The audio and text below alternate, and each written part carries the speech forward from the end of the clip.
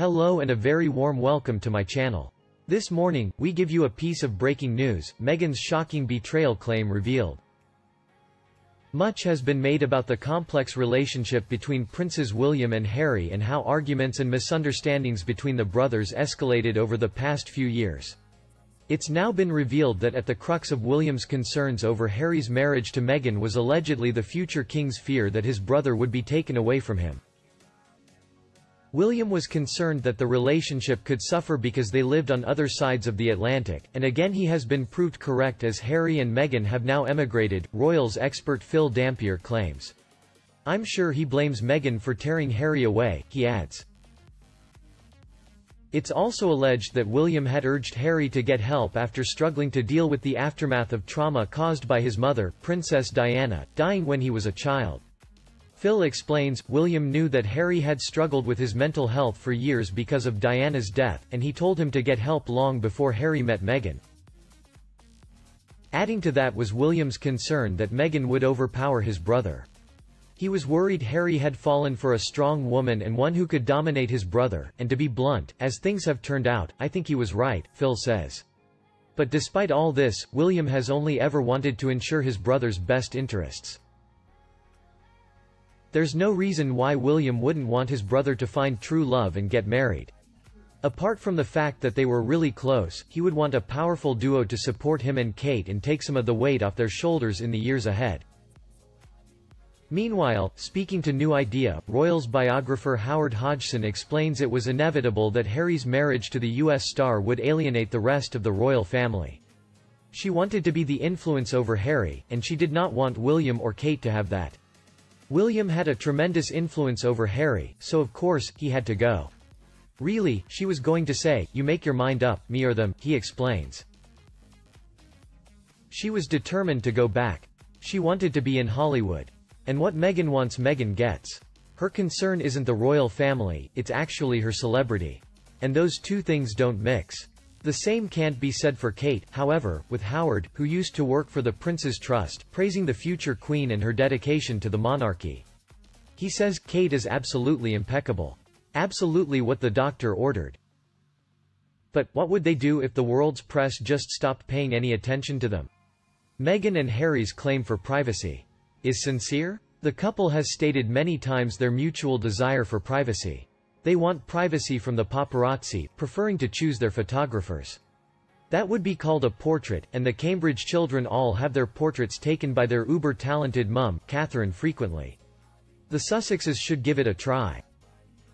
The couple wants privacy from the racist press. The UK apparently is so racist the couple had to move to Los Angeles, California to escape to a non-racist country. Oh my. Have you seen the rioting going on in my city and all the major cities across America? About George Floyd's death while being arrested? If you haven't, then go about happily believing the rhetoric of Meghan needing freedom from racism in the UK. If you do actually know what's happening in Los Angeles and America, you will know Meghan has moved back to a racist country. So the need for privacy from the hateful, racist press is an invalid claim. Truth states that Meghan moved to a country seething with racism, and she went from a nice country, where I detected no racism, that's the UK, to America, where racism is a huge problem. So she fibbed on that one. I think Harry is apoplectic with shock at the moment, realizing what a bunch of hooey his wife was selling to him and his family. And his country, really. Privacy. They wanted so much privacy they staged pap walks. Well, Meghan has staged them. She did so in London, waiting for the paparazzi to find her. In Los Angeles under a severe lockdown, the paparazzi just stumbled upon her and Harry doing good deeds which should be proclaimed to all people. The paps were huddled in homes, until one was called, to catch them in the act of being humanitarians. Did they quietly and privately go about delivering a day's worth of meals to the shut-ins? Nope. Just 5 or so meals. Enough to look good, because charity is all about the photo ops, right, except not when Meghan and Harry cry for privacy. It's privacy on their terms only. As if. So which is it? We all know the privacy claim is a ruse conjured up to placate a nation who is rightfully upset at the expense these two unreal royals cost them. Every day there is new news or old news about this couple. The ubiquitous friends and royal sources they employ in getting their news out to the world is funny. Meghan has to remain in the public eye, the way she wants to be seen, with no stories about yachts in Soho and shady friends. Meghan wants to be in the news, but I don't think she took economics or she would have learned the law of diminishing returns.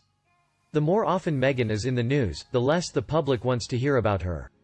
Meghan should really go for the radio silence. No news. No leaks. Why? Because it's either put pieces about how her hairstylist or Pilates instructor thinks she is the loveliest woman and makes kind avocado toast and tea for her guests. Privacy. Harry had it in the woods of Vancouver Island. He had a quiet life hiking in nature. But one doesn't make money hiking and relaxing. Remember, the Sussexes didn't work much as royals anyway.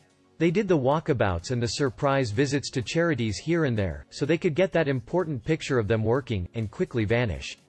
That wasn't private, and Harry and Meghan used the system. They were lazy royals. Sorry, but I don't think they worked much. I'm hearing about Meghan and Harry more now than I ever heard when they worked as royals. Who paid for this important privacy fence? On a house where they are crashing for a little while.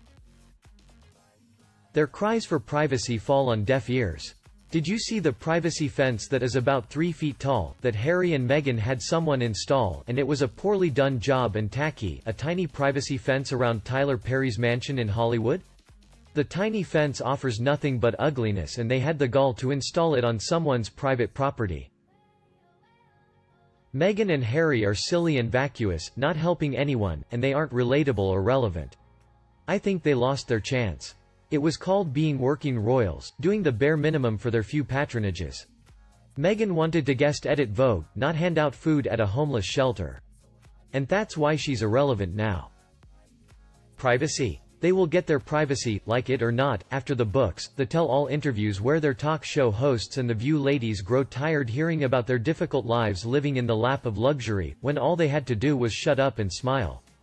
Privacy will visit Meghan. I kind of wonder how much she'll enjoy it. We continue with another news. A source tells Hello magazine, Meghan Markle hopes her speech to pupils at her old school addressing racial division gave them comfort and inspiration, and says her heart hurts for those graduating into a world of uncertainty and injustice. But it seems to be more counterproductive when royal fans have suggested that Meghan is fake and hypocritical.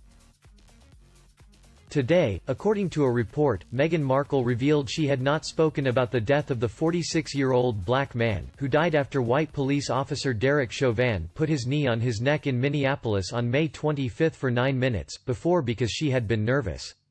A source told Hello magazine that the situation raised a lot of emotion for Meghan, 38, who has opened up in the past about how racism has affected her own family. But, amazing that Meghan and her friends have made a big deal out of this.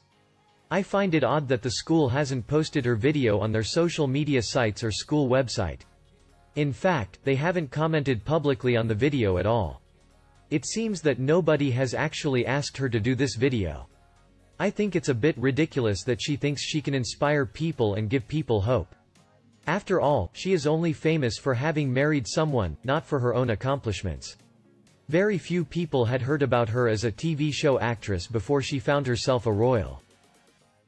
Also, according to this source, they said, Meghan was excited to be part of the IHHS graduation ceremony, but, after this week, knew there was no way she could speak to a group of compassionate, service-driven young women without addressing George Floyd and the racism that plagues this country. Her heart hurts for the young people that are graduating into a world of uncertainty and injustice. She hopes her words provided a small bit of hope, comfort, or inspiration to the school community she cares about so deeply.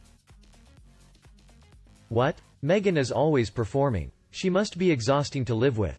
Wouldn't it be great if they just made a new life for themselves with Harry's 30 million, enjoyed family life and the privacy they are so desperate to have in their lives?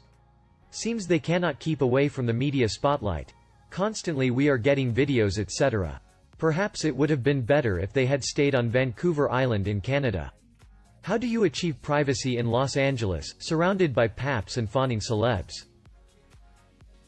A fan angry and said, Meghan always has to be in the public eye, even if to remind folks that she was in the public eye last week giving a speech via teleconference. Next, Shell give an interview reminding us that she had these thoughts about her speech.